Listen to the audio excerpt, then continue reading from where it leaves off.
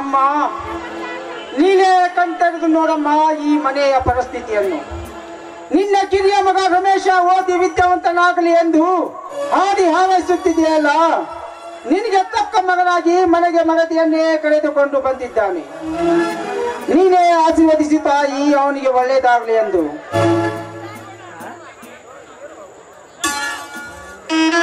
ಇತ್ತ ನಿನ್ನ ಮಗಳು ಜ್ಯೋತಿ ಕೂಡ ಈಗ ನಿನ್ನ ಮಾತನ್ನೇ ಮರ್ತಿದ್ದಾಳೆ ತಾಯಿ.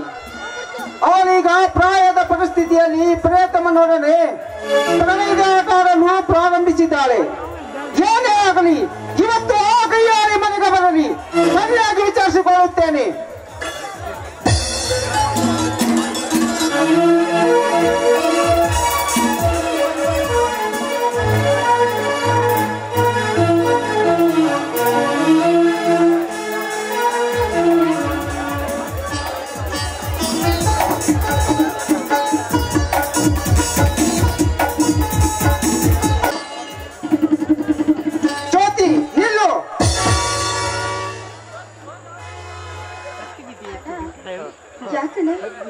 ಯಾಕ ನನ್ನ ಕರೆದಿಯಲ್ಲ, ಏನ್ ವಿಷಯ? ಹಾ, ಮಹತ್ವವಾದವೇ ಕೆಲಸವಿದೆ.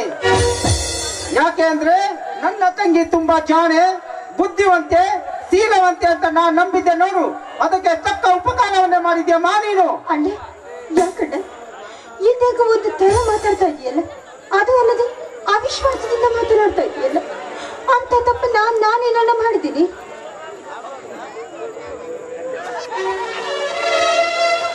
ತಪ್ಪು ನೀನು ಮಾಡಿಲ್ಲ ಜ್ಯೋತಿ, ತಪ್ಪು ನಾನು ಮಾಡಿದ್ದೇನೆ.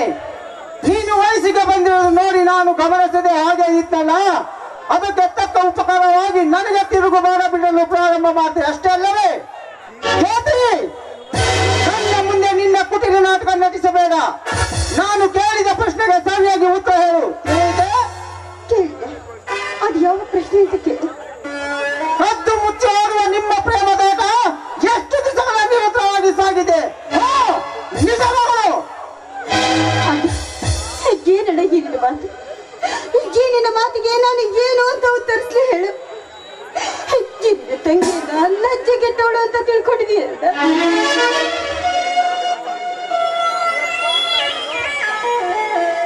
ನನಗೆ ಇಲ್ಲದ ವೇದ ಅಂತ ಹೇಳಲು ಬರಬೇಡ.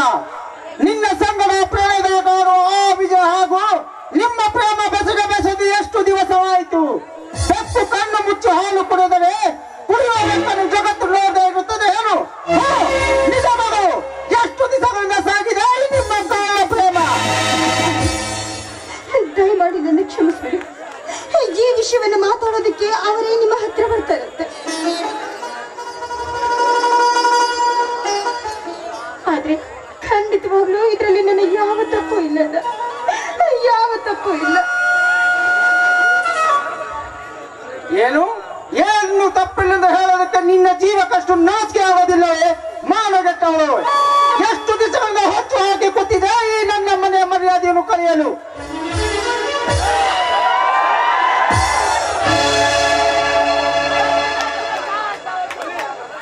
ಅಣ್ಣ, ಏನು ನೀನು ಮಾಡುತ್ತಿರುವ ಕೆಲಸ? ವಯಸ್ಸಿಗೆ ಬಂದ ತಂಗಿಯ ಮೇಲೆ ಕೈ ಮಾಡುವುದು ಶುದ್ಧ ತಪ್ಪಲ್ಲವೇ? ಜ್ಯೋತಿಯ ಕೆನ್ನೆಗೆ ಹೊಡೆಯಲು ಅವಳು ಏನ್ ತಪ್ಪು ಮಾಡಿದ್ದಾಳೆ? ಓಹೋ, ಮಾತಮ್ಮ ಬಾ, ಈ ಪ್ರಶ್ನೆಗೆ ಉತ್ತರ ಅಲ್ಲಿ ನಿಂತಿದ್ದಾಳಲ್ಲ ಅವಳನ್ನ ಕೇಳು, ಸರಿಯಾಗಿ ಉತ್ತರವನ್ನು ಹೇಳುತ್ತಾಳೆ.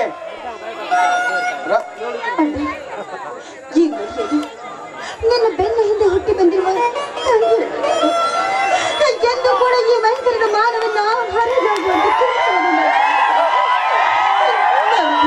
ಪ್ರೀತಿಸಿದ್ದು ಸತ್ಯ. ಸತ್ಯ ಮಾವ, ಏನಾಗಿದೆ ನಿಮಗೆ? ಯಾಕೆ ಈ ರೀತಿ ಮಾತಾಡ್ತಿದ್ದೀರಾ? ತಿಳಿದವರಾದ ನೀವೇ ಈ ರೀತಿ ಮನೇಲಿ ಕದನ ಮಾಡಿದರೆ ಹೇಗೆ? ನೋಡಮ್ಮ ರಾಧಾ, ಇವಳು ಮಾಡಬಾರ್ದು ಕೆಲಸ ಮಾಡಿ ಮನೆಗೆ ಬಂದಿದ್ದಾಳೆ.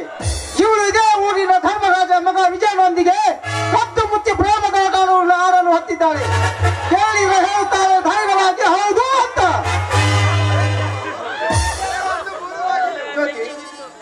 ಅಣ್ಣ ಹೇಳುತ್ತಿರುವುದು ಸತ್ಯವೇ? ನಿಜ ಹೇಳು, ಅಣ್ಣ ಹೇಳುತ್ತಿರುವುದು ಸತ್ಯವೋ ಅಥವಾ? ಸತ್ಯವಾಗಿಯೂ ಸತ್ಯ. ನಾನು ವಿಜಯನನ್ನ ಪ್ರೀತಿಸ್ತಾ ಇರೋದು ಸತ್ಯವಾಗಿಯೂ ನಿಜ. ಈಗ ಏನು ಮಾಡುವುದು ಅಂತ. ಈ ವಿಷಯ ಊರು ಜನಕ್ಕೆಲ್ಲ ಗೊತ್ತಾದ್ರೆ ನಮ್ಮ ಮರ್ಯಾದೆಗತಿ ಏನು? ಇದಕ್ಕೆ ತಕ್ಕ ಒಂದು ಪ್ರಯತ್ನ ಮಾಡಲೇಬೇಕು. ಅಲ್ಲಮ್ಮ ಜ್ಯೋತಿ, ಈ ರೀತಿ ದುಡುಕ್ಬಾರ್ದು ಅಂತ ಗೊತ್ತಾಗಲ್ವಾ ನಿನಗೆ? ಹೆಣ್ಣಾದರೂ ನಾವು ಈ ರೀತಿ ಮಾಡಿದರೆ ನಮಗೆ ತೊಂದರೆ.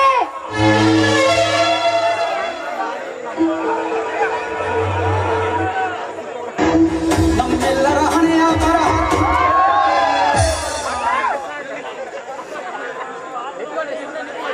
ಮತ್ತೇನು ಮಾಡುವುದು ಈಗ? ಅಲ್ಲರಿ, ಮಾಡೋದೇನಿದೆ ಅಂತೀನಿ. ಆ ವಿಜಯನನ್ನು ವಿಚಾರಿಸಿ ಅವ್ರ ಜೊತೆ ಇವಳು ಮದ್ವೆ ಮಾಡೋದು ಅಷ್ಟೇ. ಅಷ್ಟು ಸುಲಭವಾಗಿ ಈ ಕಾರ್ಯ ನಡೆಯಲಾರ್ದಮ್ಮ ರಾಧ. ನನಗೂ ಧರ್ಮರಾಜನಿಗೂ ಮೊದಲಿನಿಂದಲೂ ಆಸ್ತಿಯ ಬಗ್ಗೆ ಹತ್ತಿದ ವೈಷಮ್ಯ ಇಂದಿಗೂ ಮುಗಿದಿಲ್ಲ. ಅಂಥದ್ರಲ್ಲಿ ಈ ವಿಷಯದ ಬಗ್ಗೆ ನಾವು ಅವರ ಮನೆಯ ವಸೂಲಿ ತುಳಿಯಬೇಕೆ? ನೋಡಿ, ಈ ಪ್ರಸಂಗದಲ್ಲಿ ನಾವು ಅವರ ಮನೆಗೆ ಹೋಗುವುದೇ ಬಳಿತು. ಇಲ್ಲಾಂದ್ರೆ ಬೇರೆ ದಾರಿನೇ ಇಲ್ವಲ್ಲ ಮಾವ.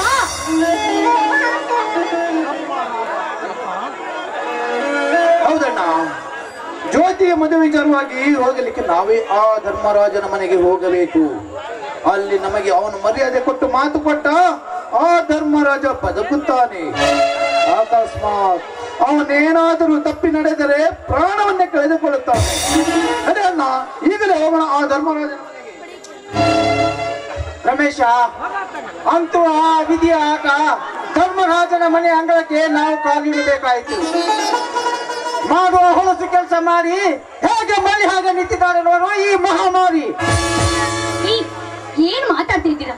ನಾವು ಹೆಣ್ಣಿನ ಕಡೆಯವರು, ಸ್ವಲ್ಪ ತಗ್ಗಿ ಬಗ್ಗಿ ನಡಿಬೇಕು. ಇಲ್ಲದಿದ್ರೆ ದುಡುಕು ಕಿಡುಕು ಅಂತ ದೊಡ್ಡವ್ರು ಹೇಳಿಲ್ವಾ?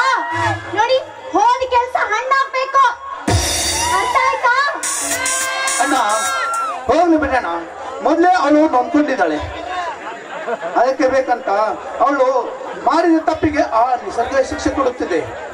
ರಾಧಾ, ಬಾ, ನೀನು ಜ್ಯೋತಿನ ಕರ್ಕೊಂಡು ಹೋಗಿ ಊಟ ಮಾಡು. ನಾನು ಅಣ್ಣ ಆ ಧರ್ಮರಾಜನ ಮನೆಗೆ ಹೋಗಿ ಬರ್ತೇವೆ. ಆಯ್ತಮ್ಮ ರಾಧಾ, ಹಣ್ಣು ಕಾಯೋ, ಹೋಗೋದಂದ್ರೂ ಹೋಗ್ತೀವಿ. ಅಲ್ಲಿ ಹೋದ ನಂತರ ಪರಿಸ್ಥಿತಿ ಹೇಗಾಗುತ್ತೋ ಹಾಗೆ ಮಾಡ್ಕೊಂಡ್ ಬರ್ತೀವಿ. ಬಾ ರಮೇಶ, ಹೋಗೋಣ. ಆಯ್ತು, ಹೋಗ್ ಬನ್ನಿ. ಜ್ಯೋತಿ, ಏನ್ ಮುಖ ನೋಡಿ ಕೇಳುತ್ತೆ ಸ್ವಲ್ಪ ಅಲ್ಲಿ ಪ್ರೀತಿಯಿಂದ ಹೇಳಿ. ಮಾಡಿದೆಲ್ಲ ಮಾಡ್ಬಿಟ್ಟು ನನಗೆ ನಿಧಾನ ಕೇಳ ಆಗ್ತೀಯಾ? ಸಮಾಧಾನ ಸಮಾಧಾನ. ನೀನು ಮಾಡದೇ ಇರೋದನ್ನ ನಾನು ಮಾಡಿಲ್ವಲ್ಲ, ಅದು